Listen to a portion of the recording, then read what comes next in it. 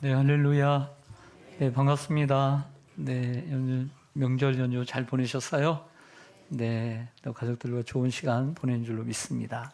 또 오래간만에 또 휴가도 휴가다운 시간을 보낸 것 같아요.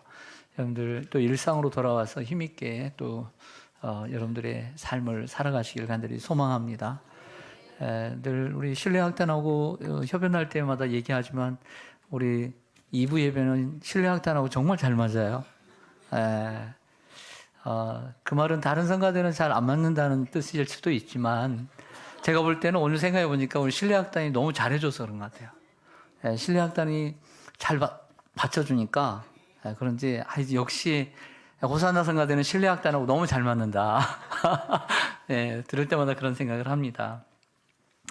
어느 대학의 물리학 교수가 첫 강의 시간에 새내기들에게 이렇게 얘기했습니다. 물리학은 참 어려운 학문입니다. 그런데 여러분들 선배들도 그렇고 여러분들 첫 시간에 물리학 여러분들 한 학기 동안 여러분들 과락할 사람이 오늘 절반은 될 겁니다. 여러분들 열심히 하지 않으면 안 됩니다. 라고 이렇게 얘기를 했습니다. 근데 한 학기를 딱 마치고 나니까 역시 그 교수님의 말대로 말이 씨가 됐는지 절반이 과락을 F를 받았습니다. 그래서 다음 학기에 이제 새로운 학기가 돼서 새로운 이제 1년이 지나서 이번엔 좀 그렇게 하면 안 되겠다. 너무 과락이 많으니까. 교수님이 좀 첫 시간에 이제 멘트를 좀 바꿨습니다. 여러분 물리학이 잘하는 학문이 참 어려운 학문이지만 여러분들은 참 똑똑하고 여러분들은 잘할 수 있습니다. 여러분 모두 다 과락하지 않고 낙방하지 않고 통과할 수 있습니다. 여러분 충분히 잘할 수 있습니다. 라고 얘기를 했는데요. 이제 그 학기에 F 학점이 하나도 없었다는 거예요. 참 놀라운 일이죠. 우리가 아무리 잘하는 사람에게도 못한다 하면 못하게 돼 있고 아무리 능력이 없는 사람도 잘한다 하면 또 잘하게 되어 있습니다. 이 말을 통해서 우리가 알 수 있는 것은 격려가 큰 힘이 된다는 것입니다. 너는 못할 거야 라는 말보다는 너는 잘할 거야. 너는 충분히 잘할 수 있어. 라는 말이 훨씬 도움이 되는 줄로 믿습니다. 이처럼 참다운 격려는 기적을 만들어 내는 줄로 믿습니다. 격려란 용기나 힘이 솟아나도록 북돋아주는 것을 의미합니다. 어려운 상황에 처해 있거나 또 어려운 문제를 만난 분들, 또 슬픔을 만난 분들을 이렇게 대하다 보면 어떻게 좀 격려를 해줘야 되겠다는 생각을 해요. 그렇죠? 어떻게 좀 격려를 해줘야 되겠다. 근데 막상 격려를 하려면 쉽지 않죠. 말을 혹시 잘못할까봐 정말 격려가 될지 아니면 이러다가 또 상처를 줄지 모르니까 너무나 슬픔에 잠긴 이들에게 우리가 말하기가 쉽지 않습니다. 예를 들어 이번 주에도 그런 장례가 있었는데 아들이 먼저 세상을 떠났습니다. 여러분들 뭔가 위로해주고 싶지 않아요? 거기에 가면 위로해주고 싶죠. 뭐라고 위로하겠습니까? 막상 위로해 주려면 쉽지가 않아요. 예를 들어서 대학에 떡 떨어진 만약에 친구가 있다면 여러분들 재수하면 되지 이렇게 얘기할 수 있지만 쉽게 격려하기가 쉽지 않습니다. 국가고시에 3년, 4년, 5년, 6년 떨어진 친구가 있다고 가정해 보겠습니다. 알바하면서 그냥 근근히 열심히 공부하면서 살아가는 그 친구에게, 청년에게 여러분들이 뭐라고 격려하겠습니까? 예를 들어서 사업이 잘 되다가 어느 일로 인해서 이렇게 외환위기라든지 아니면 IMF로 힘들어하고 모든 것을 정말 잃어버린 그리고 정말 회생 불가한 그런 상황에 있는 성도들에게 여러분들 뭐라고 위로하시겠습니까? 사업을 정말 대학을 졸업하고 취업을 했습니다. 열심히 다닌 줄 알았는데 아주 정말 나쁜 사람을 만난 거예요. 그래서 사직서를 내게 되고 그만두게 됐습니다. 근데 그 트라우마를 이기지 못하고 두문불출하는 그 아이에게, 그 청년에게 여러분들 뭐라고 격려하겠습니까? 암과 투병증에 있는, 그래도 그 암이 너무나 심해서 정말 살지 안 살지 모르는 상황 가운데 있는 사람들에게 여러분들 뭐라고 격려하겠습니까? 그래도 분명한 것은 이런 생각합니다. 분명히 그들에게 격려가 필요하다. 그래도 격려는 필요하다는 것은 답인 것 같아요.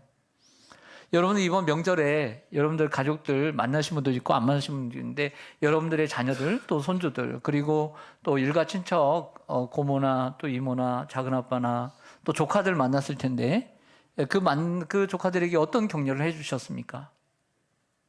아니면 힘을 빼고 오셨습니까? 상처를 주고 오셨습니까? 아니면 격려를 주고 오셨습니까? 제가 격려를 주고 오라고 지난주에 설교를 했잖아요. 그렇죠? 우리가 계속 해야 될 것, 계속 기도하고 전도는 계속 돼야 되고 미운 점이 있어도 그래도 계속 사랑하고 예수님이 자기 사람들을 사랑하실 때 끝까지 사랑하신 것처럼 그래도 내 혈육이요 그런 내 형제들, 조카들 끝까지 사랑하라고 말씀드렸잖아요. 여러분들 많이 또 격려하고 오신 줄로 믿습니다. 누군가의 격려를 사람들은 필요로 하고 있습니다. 먼저 오늘 본문 말씀을 좀 보겠습니다. 1절과 2절, 우리 시편 42편 1절과 2절 보시면 하나님이여 사슴이 시냇물을 찾기에 갈급한 같이 사슴이 나오죠. 내 영혼이 주를 찾기에 갈급하니이다. 그 사슴과 내 영혼이 같은 자리에 서 있게 되는 거죠.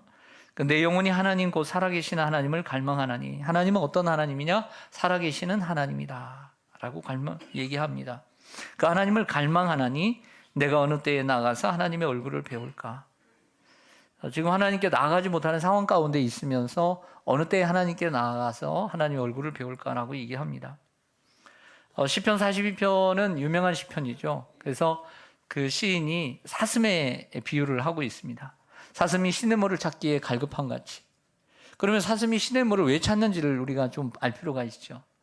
우리는 잘 모르지만 사슴은 듣기로는 정말 물이 있어야 된다는 거예요. 초식동물이지만 소화를 시키기 위해서는 물이 필요한데요.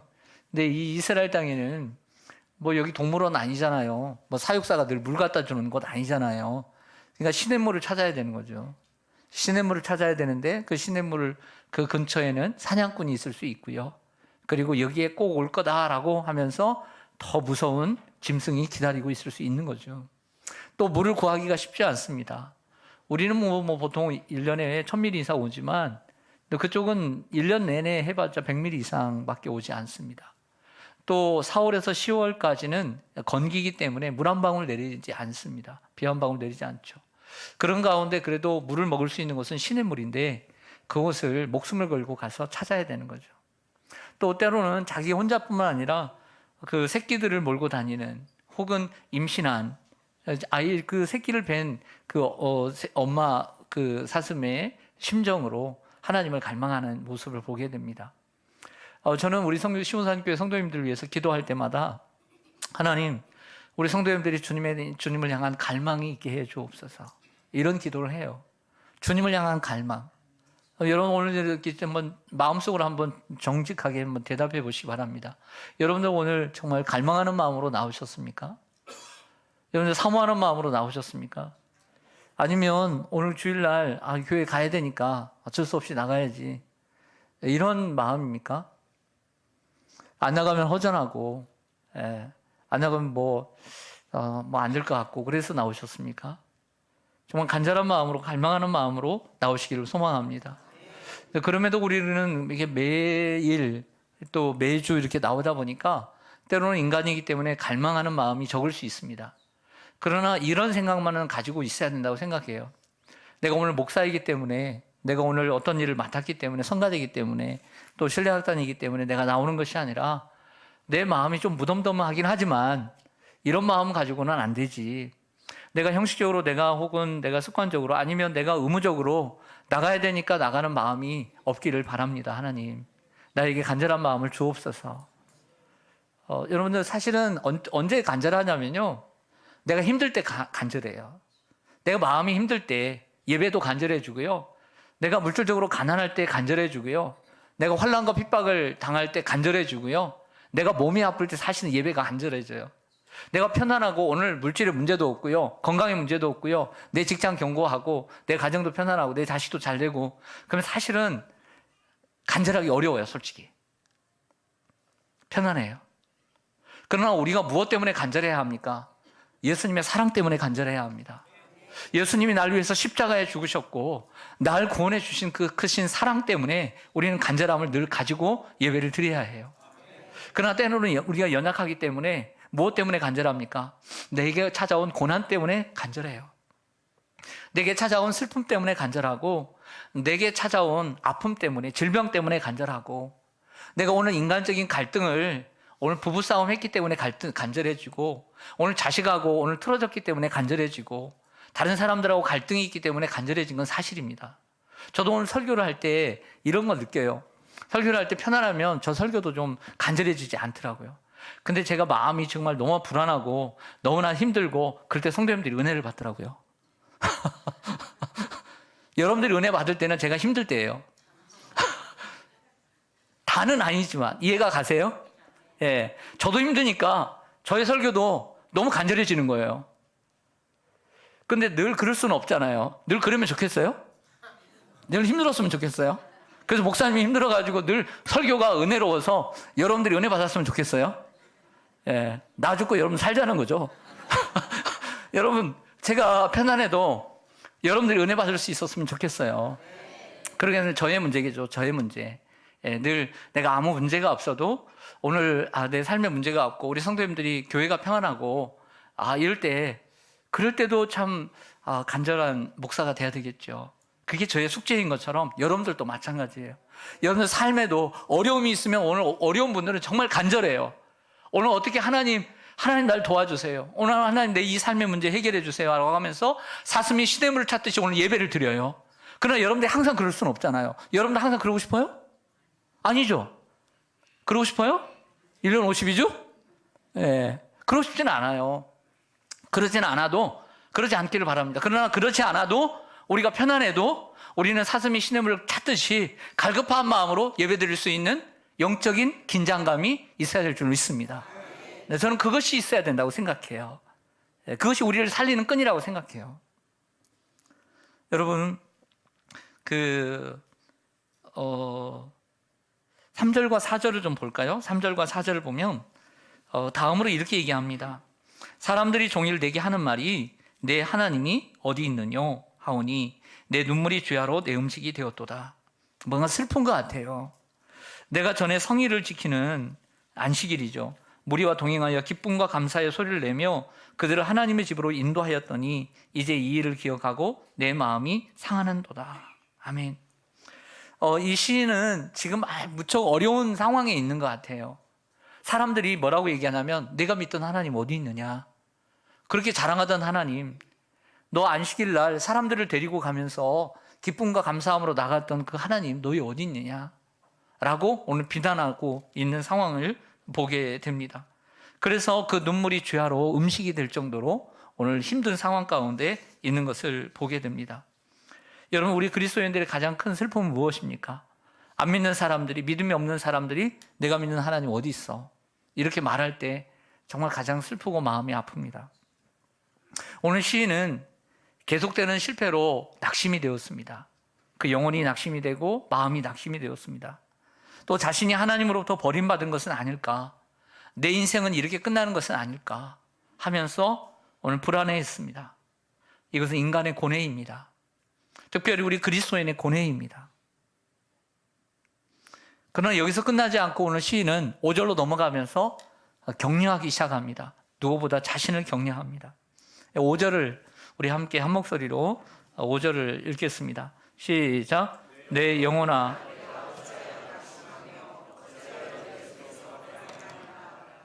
하나님께 소망을 두라. 그가 나타나 도우심으로 말미암아 내가 여전히 찬송하리로다. 아멘. 오늘 시인은 거기서 끝나지 않고요, 하나님을 바라보라고 이렇게 말하고 있습니다. 하나님께 소망을 두라. 그가 나타나 도우심으로 말미암아 내가 여전히 찬송하리로다 라고 아름답게 끝내고 있는 것을 보게 됩니다.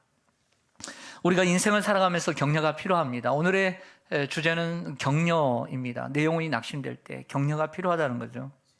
격려가 필요하지 않은 사람은 오늘 여기에 아무도 없습니다. 여러분, 손흥민 선수가 격려가 필요할까요? 안 필요할까요? 필요해요? 그래 수천억 받는데요? 격려가 필요합니다. 천재인 에디슨은 격려가 필요했을까요? 안 필요했을까요? 필요했죠. 여러분, 부모님들은 격려가 필요할까요? 필요하죠. 선생님도 교수님도 다 격려가 필요합니다. 우린 다 격려가 필요한 사람들입니다. 그래서 오늘 저는 우리가 살아가면서 어떠한 격려가 필요한가, 누구에게 격려를 받아야 되는가라는 말씀을 드리려고 해요. 첫 번째는요, 하나님의 격려가 필요해요. 하나님의 격려가 필요하다. 우리는 누구보다 하나님의 격려가 필요한 사람들입니다. 그 성경에 보니까 하나님의 격려를 받은 사람들의 얘기를 우리는 정말 귀담아 들어야 합니다. 그 사람들의 예를 들을 텐데요, 꼭 기억해 주시길 바랍니다. 먼저는 불의 선지자 엘리야입니다. 남북 분열 왕국 시대에 북이스라엘은 정말 하나님을 멀리했던 그런 나라였어요.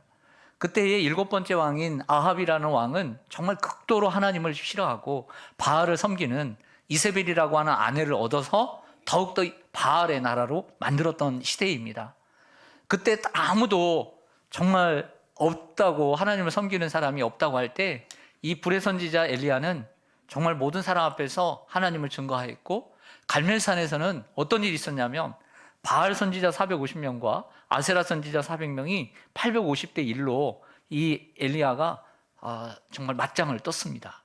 송아지 한 마리씩 잡아놓고 불로써 응답하시는 신이 참 신이라고, 그래서 그들이 막 기도하고 해서 바알은 신을 불을 내려주지 않았지만 엘리야가 기도할 때 하나님께서 하늘에서 불을 내려주셨어요. 거기다 물을 부었는데도요.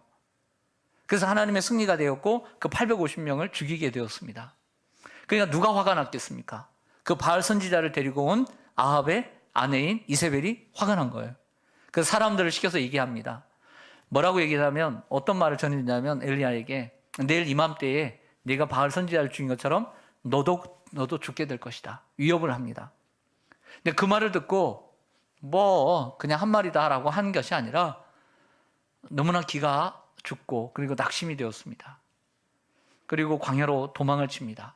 광야로 나아가서 종을 두고 혼자서 멀리 들어갑니다. 그리고 조그마한 로뎀나무 아래에 앉아서 죽기를 구합니다. 내가 살아서 뭐하노? 이렇게 하면서 먹는 것도 패하고 죽기를 구하게 되죠. 여러분, 천하의 엘리야입니다. 천하의 엘리야도 낙심을 했어요. 그리고 먹을 것 음식을 전폐하고 그 다음에 죽기를 구했습니다. 여러분, 천하의 엘리야도 이런데 여러분은 어떻겠습니까? 우리는 어떻겠습니까? 여러분들도 낙심될 수 있습니다. 여러분도 낙심될 수 있습니다. 또 실망하지 마십시오. 어떻게 보면 당연한 것일 수 있습니다. 하지만 여러분, 그 엘리야를 하나님이 아시고 찾아오셔서 하나님이 격려해 주십니다. 까마귀를 보내서 그에게 먹을 것을 주시고, 그리고 마실 물을 주시고, 그리고 어깨를 도닥여 주시고 힘을 내게 하십니다. 또 잡니다. 또 먹을 것을 갖다 줍니다. 그 힘을 내게 합니다. 그 호렙산으로 나아가서 40일 동안 나아가서 거기서 다시 한번 하나님의 음성을 듣고 비전을 가지고 나아갑니다. 그 죽기를 구했던 정말 자살로 인생을 끝내려고 했던 그가요, 성경에 죽음을 보지 않고 하늘 올라간 사람 두 사람이 있잖아요. 에녹과 엘리야. 그랬던 사람이 죽음을 보지 않고 올라간 사람이 되었어요. 우리 인생에게는 이러한 반전이 필요해요. 할렐루야. 여러분, 이렇게 끝날 것입니까? 아니면 반전하실 겁니까? 여러분을 반전해서 우리가 아름다운 끝을 맺어야 될 줄 믿습니다. 그러기 위해서 필요한 게 뭐냐? 하나님의 격려. 하나님의 격려인 줄로 믿습니다. 모세의 후계자인 여호수아는 예를 들자면, 모세가 얼마나 큰 사람입니까? 40년 동안 이스라엘 백성들을 이끌었어요. 근데 여호수아의 미션은 달라요. 가나안 땅을 정복하는 겁니다. 7족속들, 키가 큰 아낙 자손들, 견고한 성들, 그들과 싸워야 됩니다. 정말 답답했겠죠. 어떻게 하나 내가. 그때 하나님께서 찾아오셔서 그에게 격려하십니다. 격려를 하셔요. 뭐라고 격려하시냐면, 모세와 함께 있었던 것처럼, 내가 너 40년 동안 모세와 함께 했던 거 너 지켜봤지? 네. 그런 것처럼 너와 함께 할 것이다. 내가 밟는 땅을 네게 줄 것이다.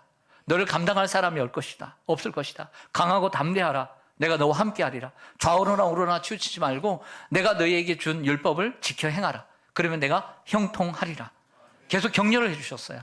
그 하나님의 격려가 그에게 큰 힘이 된 줄로 믿습니다. 여러분, 성경에 바울은요, 주님을 믿고 난 다음에 선교사가 되었습니다. 세계를 다니며 복음을 전할 때 얼마나 힘든 일이 많은지 몰라요. 계속 그림자처럼 유대인들이 쫓아다니면서 죽이려고 했습니다. 하루는 고린도에 가서 복음을 전하는데 이 고린도 지역에서 정말 기적을 행하고 많은 사람이 죽게 돌아오게 되었습니다. 그런데 바울을 반대하고 예수를 반대하는 사람들이 이제 바울을 죽이게 되었습니다. 목숨의 위협을 느낀 바울이 신발을 털고 그리고 그 다음날 고린도를 떠날 각오를 이제 결심을 했습니다. 그런데 그날 밤에 하나님께서 나타나셨어요. 놀랍게. 하나님께서 그에게 나타나셔서 뭐라고 말씀하시냐면 두려워하지 말아라. 너는 침묵하지 말고 말아라. 이 성중에 내 백성이 아직도 많이 있다. 너를 해할 자가 없을 것이다. 강하고 담대하라. 그리고 내가 로마도 봐야 하리라. 할렐루야. 그러니까 하나님의 격려를 받고요. 떠날 생각을 접고 1년 6개월 동안이나 더 있었어요. 그 복음을 전하고 하나님의 그 택한 백성들을 주께로 인도하고 이탈리아 로마까지 보게 된 줄로 믿습니다. 이처럼 하나님의 격려가 필요합니다. 우리에게는. 근데 이 세 사람들의 얘기를 여러분들이 드렸는데 이들의 공통점이 있습니다. 이들 모두 다 하나님을 잘 믿는 사람이지만 모두 다 낙심을 했다는 것입니다. 걱정을 했다는 것입니다. 근심이 찾아왔다는 것입니다. 그런데 더 중요한 공통점이 있습니다. 뭘까요? 하나님이 찾아오셨다는 겁니다. 엘리야 보세요. 죽기를 구하고 하나님 찾지 않았어요. 근데 하나님이 찾아오셨어요. 먹을 것을 주셨어요. 하나님이 찾아오셨어요. 여호수아 근심하고 있는 걸 알았어요. 무기도 제대로 변변치도 않아요. 근데 상대방은 무기가 너무 좋아요.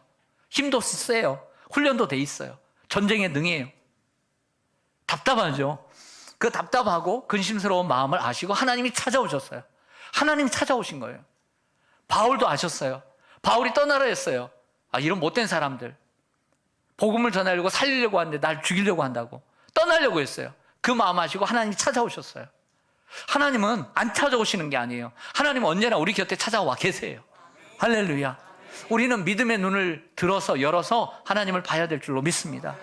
우리는 믿음의 귀를 열어서 그 하나님이 하시는 음성을 들어야 될 줄로 믿습니다. 하나님은 와 계세요. 여러분들의 마음도 아세요. 여러분들의 속까지 다 알고 계세요. 어떤 생각을 가지고 있는지 알고 계세요. 그리고 찾아와 계세요. 그리고 말씀하고 계세요. 돕고 계세요. 때로는 먹을 것을 주시고, 때로는 여러분들 음성으로 가르쳐 주시고, 때로는 옆에서 누군가의 격려를 통해서 하나님 말씀하시는데 듣지는 않으려고 그래요. 눈을 열리지 않으려고 해요. 믿음을 가져야 돼요. 하나님이 나를 찾아오고 계시다는 것을 우리가 기억해야 될 줄로 믿습니다. 두 번째로는 우리가 인생을 살고 또 한 해를 살면서 이 격려가 필요한데 그 격려가 어떤 사람을 통해서 오게 되면 사람의 격려를 통해서 오게 된다는 거죠. 그래서 우리는 사람의 격려가 필요한 줄로 믿습니다. 물론 하나님의 격려는 가장 큰 격려입니다. 100사람의 격려보다 하나님 한 분의 격려가 훨씬 큽니다. 하지만 그 하나님의 격려가 사람을 통해서 온다는 사실을 우리가 기억합니다. 그렇기 때문에 사람의 격려도 소중하게 생각해야 될 줄로 믿습니다. 격려 필요 없어. 나는 그 격려 없어. 나는 잘해. 이게 아니라 하나님의 격려가 사람을 통해서 오기 때문에 그래요. 성경 말씀 화면을 통해서 볼까요? 고린도후서 7장 6절. 그러나 낙심한 자들을 위로하시는 하나님이, 우리 하나님은 어떤 하나님이에요? 낙심한 자들을 위로하시는, 격려하시는 하나님이세요. 그런데 그 하나님이 어떻게 우리를 위로하시냐면 디도가 바울에게 옴으로써 우리를 위로하셨다. 이렇게 얘기를 하고 있어요. 무슨 얘기냐면 하나님은 사람을 통해서도 위로하신다는 거예요. 하나님이 어떻게 위로하시겠습니까, 여러분? 어떻게 위로하셔요?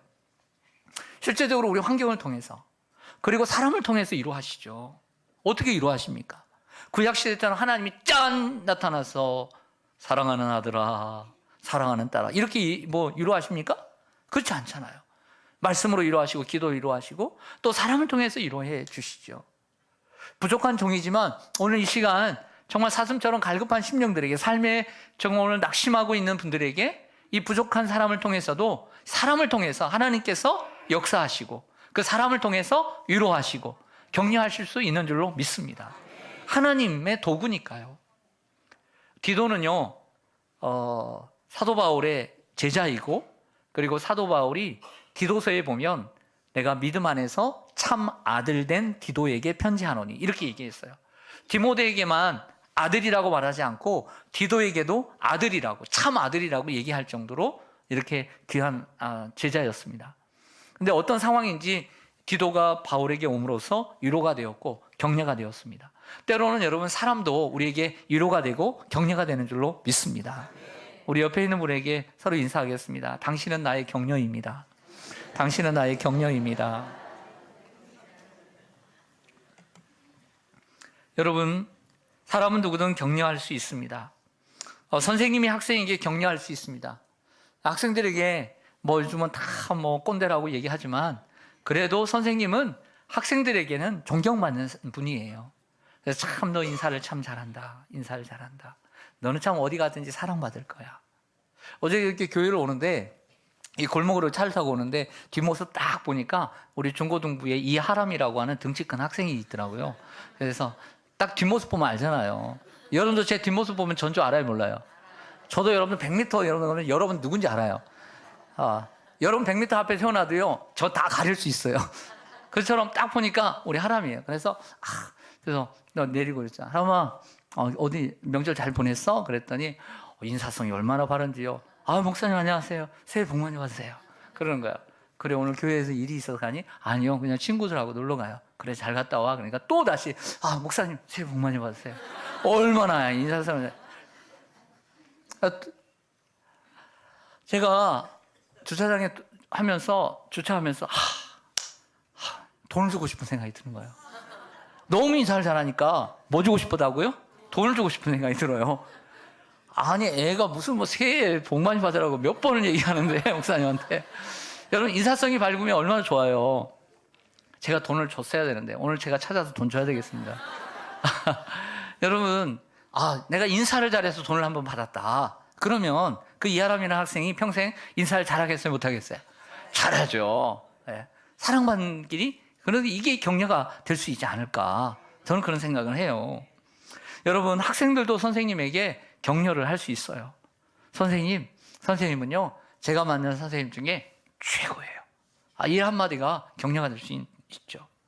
부모 또한 자녀를 격려할 수 있습니다. 너는 잘할 수 있어. 잘할 거야. 충분히 그렇게 해야 되는데 네가 잘하는 게 뭐 있어? 맨날 이렇게 핀잔을 주면 자녀가 잘하려고 하다가도 못하는 거죠. 자녀 또한 부모님을 격려해 줄 수 있습니다. 엄마가 내 엄마라서 난 너무 좋아. 그 엄마가 얼마나 행복할까요? 아빠 많이 힘들죠? 조금만 더 힘내세요. 제가 취직해서 힘이 되어드리고 짐을 나눠줄게요. 이런 말이 그 아빠에게 힘이 될 것입니다. 또한 여러분의 사랑하는 친구에게도 격려를 할 수 있습니다. 성경 한 구절 한번 올려드릴게요. 사무엘상 23장 16절 17절에 보면 사울의 아들 요나단이 일어나 숲풀에 들어가서 다윗에게 말합니다. 하나님을 힘있게 의지하게 하였는데 곧 요나단이 그에게 이르기를 두려워하지 말라. 다윗아, 내 아버지 사울의 손이 내게 미치지 못할 것이요 너는 이스라엘의 왕이 되고 나는 네 다음이 될 것을 내 아버지 사울도 안다. 이렇게 얘기를 해요. 여러분, 오늘 이 말씀을 보면 사울왕 시대에 다윗이 너무나 잘 나가니까 시기하고 그리고 미워하고 죽이려고 했잖아요. 그래서 다윗이 지금 도망을 치고 있는 시기입니다. 근데 계속 이제 아버지의 마음을 알기 위해서 이렇게 테스트를 했는데 역시 아버지의 마음이 확고해요. 어떻게든지 다윗을 죽이려고 하는 마음. 그래서 이제 다윗과 이별하는 장면이에요. 다윗은 숲풀에 숨어 있고, 다윗에게 뭐라고 얘기하냐면 하나님을 힘있게 의지해라. 이렇게 정말 격려를 해요. 하나님을 힘있게 의지해라. 그러면서 두려워하지 말라. 내 아버지 사울의 손이 내게 미치지 못할 것이요 넌 이스라엘의 왕이 될 것이다. 사울의 아들 요나단이 왕이 돼야 되잖아요. 근데 하나님의 뜻을 알고 네가 왕이 될 것이고 나는 다음이 될 것이다. 그리고 사울도 안다 라고 격려를 해줘요. 여러분, 우린 친구에게도 격려할 수 있는 것입니다. 여러분, 오늘 본문에는 격려라는 단어가 나오지 않은데요, 다른 우리말 성경이라든지 또 표준 세번역 성경, 공동번역, 다른 성경에는 뭐라고 번역되어 있냐면 하나님을 굳게 의지하도록 격려하였다. 하나님을 굳게 의지하도록 격려하였다. 이렇게 번역되어 있어요. 격려한 거예요. 격려. 친구가 힘들어할 때 격려하세요. 너 그렇다고 믿음 떨어지지 마. 하나님을 굳게 의지해. 하나님을 굳게 잡아야 돼. 이게 격려예요. 믿음의 격려.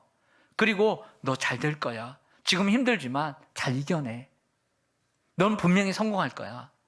넌 분명히 잘 될 거야. 내가 알고 있어. 나는 널 믿어. 이게 격려예요.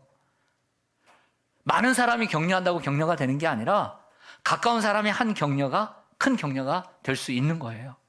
그럼 우리가 삶을 살아가면서 여러분도 누군가에게 받은 격려가 분명히 있을 것입니다. 또 그 격려가 여러분들에게 큰 힘이 되었을 줄로 믿습니다. 그럼 여러분도 누군가를 격려하는 분들이 되기를 바랍니다. 요즘 이 시대는 저는 요나단이 필요한 시대라고 생각해요. 정말 조용하지만 큰 일을 하지 않지만 리더는 되지 않지만 중간에서 사람을 알아보고 그 약한 자들을 붙들어주고 힘없는 자들을 붙들어주고 곤란한 사람들을 위로해주는 요나단이 필요한 시대라고 생각해요. 바나바와 같은 사람이 필요하다고 생각해요. 그런 성격의 소유자들, 그러면서도 한 사람 한 사람을 위로해 줄 줄 알고 격려해 줄 줄 아는 사람이 필요한 시대가 이 시대라고 생각합니다. 사랑하는 성도 여러분, 여러분들도 가까이 구역의 식구들을 또 기관의 회원들을 얼마든지 격려할 수 있어요. 믿음으로 격려해 주시기를 바랍니다. 무엇보다도 우리의 믿음의 사람이 세상적으로만 격려하는 것이 아니라 하나님을 힘있게 의지하도록, 그래도 하나님을 굳게 붙잡아야 돼요. 그리고 또 인간적으로도 축복해 줘야 돼요. 당신은 잘 될 거예요. 지금의 아픔이 큰 축복이 될 거예요. 당신은 잘할 수 있어요. 라고 우리는 격려해 줄 수 있어야 될 줄로 믿습니다. 우리는 하나님의 격려가 필요합니다. 무엇보다도 중요한 격려입니다. 그리고 두 번째는 사람의 격려가 필요해요. 자녀도 부모의 격려가 필요하고 또 부모도 자녀의 격려가 필요합니다. 부부도 서로의 부부 격려가 필요하죠. 그런데 마지막으로 오늘 본문에서 얻을 수 있는 한 가지 통찰은 무엇이냐면 세 번째로 자신의 격려가 필요합니다. 의자를 하나 넣어주세요. 자신의 격려가 필요해요. 따라서 하겠습니다. 자신의 격려가 필요하다. 여러분들 성경 한 구절 한번 올려드릴게요.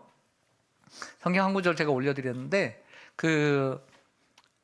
이 구절은요, 오늘 시편 42편의 5절의 한 단락의 한 연의 마지막 후렴구고요. 그리고 끝을 내는 11절 마지막 절에 한 번 더 나오고요. 그리고 43편도 42편과 하나의 시편입니다. 근데 나눠진 건데 그 끝절에도 5절에도 이렇게 반복돼요. 똑같은 구절이. 우리 한번 같이 읽겠습니다. 시작. 내 영혼아, 내가 어찌하여 낙심하며 어찌하여 내 속에서 불안하여 하는고. 너는 하나님께 소망을 두라. 그가 나타나 도우심으로 말미암아 내가 하나님을 여전히 찬송하리로다. 아멘. 오늘 말씀을 자세히 봐야 될 것은 뭐냐면 저 노란 글씨예요. 내 영혼아 라고 했습니다. 니은에다가 어이가 아니라 아이입니다. 나입니다. 영어로 말하면 my soul입니다. 내 영혼아, my soul.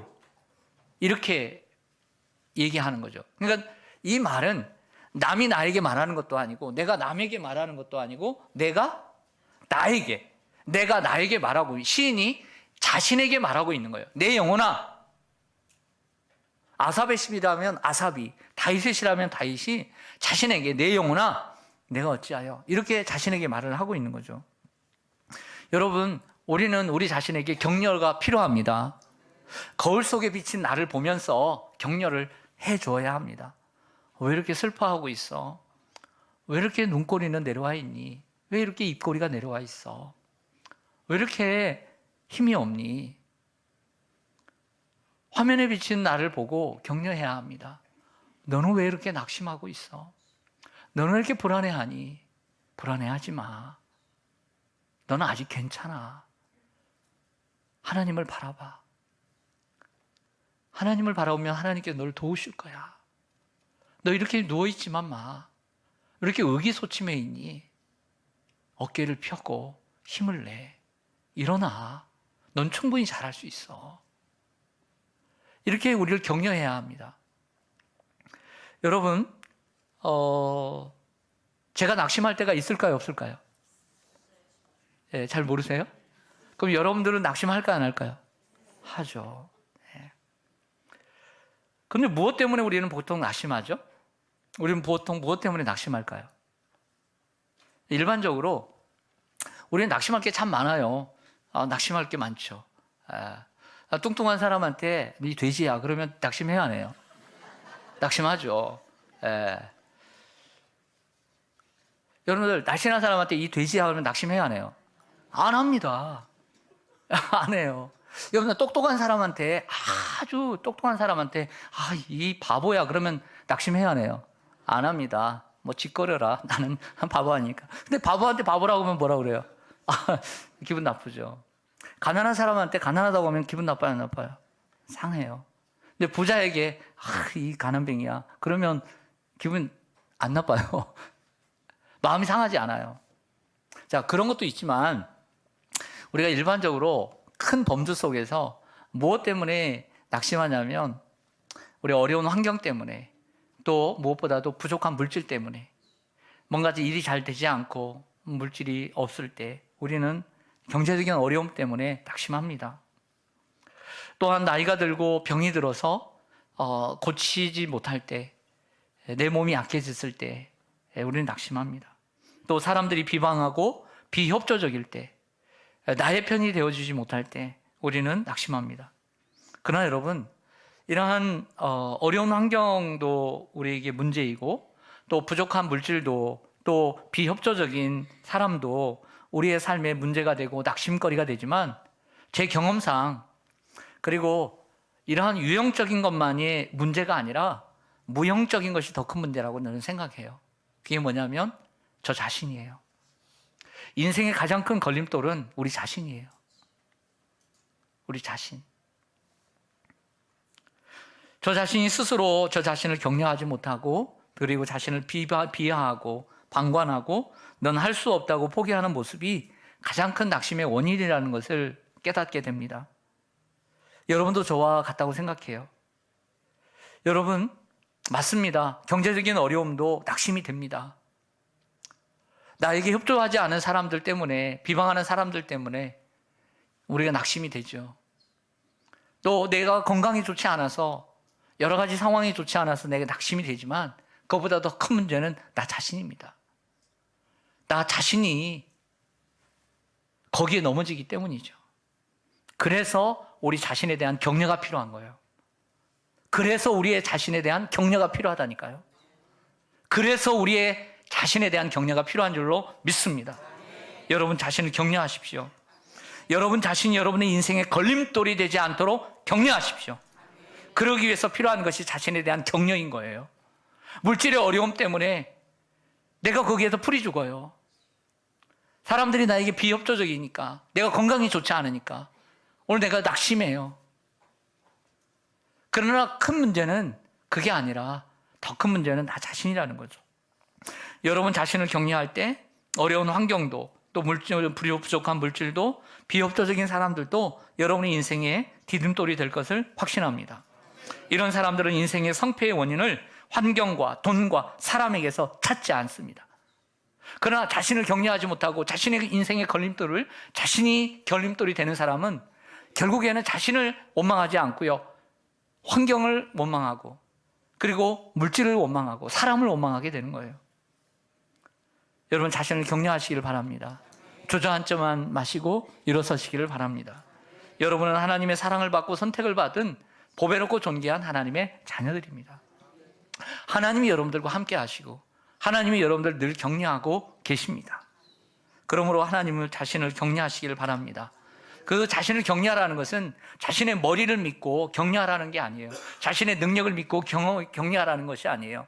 하나님, 나와 함께 하시는 하나님, 그 하나님이 나와 함께 하심으로 나는 할 수 있다라고 하는 이러한 믿음 안에서 하나님이 나를 도우시기 때문에 나는 할 수 있다라고 하는, 일어날 수 있다라고 하는 그 믿음 안에서 자신을 격려하라는 거예요. 할렐루야. 사랑하는 성도 여러분, 내 영혼이 낙심될 때, 인생을 살면서 낙심될 때가 있습니다. 하지만 그때 하나님이 찾아오십니다. 하나님이 이미 여러분 곁에 와 계십니다. 여러분들이 누워 있어도, 오늘 식음을 전폐하고 있어도 죽기를 바라고 있는 엘리야에게 찾아오신 하나님이 이미 여러분 곁에 와 계십니다. 그럼 여러분들 바라보고 계십니다. 힘내라. 왜 이렇게 누워만 있니? 밥을 먹어. 일어나봐. 주님이 깨우십니다. 내 안에 계신 성령을 통해서 하나님 말씀하십니다. 그리고 너는 할 수 있어. 지금까지 잘해왔잖아. 왜 그런 일로 인해서 왜 이렇게 의기소침하고 왜 이렇게 겁을 먹고 있니? 너는 할 수 있어. 내가 너와 지금까지 함께 했잖아. 너 계속해서 내가 너와 함께 할 거야. 내가 너를 떠나지 아니할 거야. 힘내. 하나님이 격려하셔요. 그러니까 하나님이 격려를 받으시길 바랍니다. 그리고 때때로 여러분 주위에서 받으시는 그 사람의 격려를 통해서 힘을 내시길 바라고요. 무엇보다도 여러분 자신을 격려하시길 바랍니다. 자신을 이기지 못하는 사람은 다른 것도 이기지 못해요. 그럼 자신을 이기세요. 자신을 극복하세요. 그럴 때 여러분들은 세상의 숱한 어려움들을 이기고 나갈 것입니다. 우리 모두는 격려가 필요한 사람들인 줄 믿습니다. 아멘. 기도하겠습니다.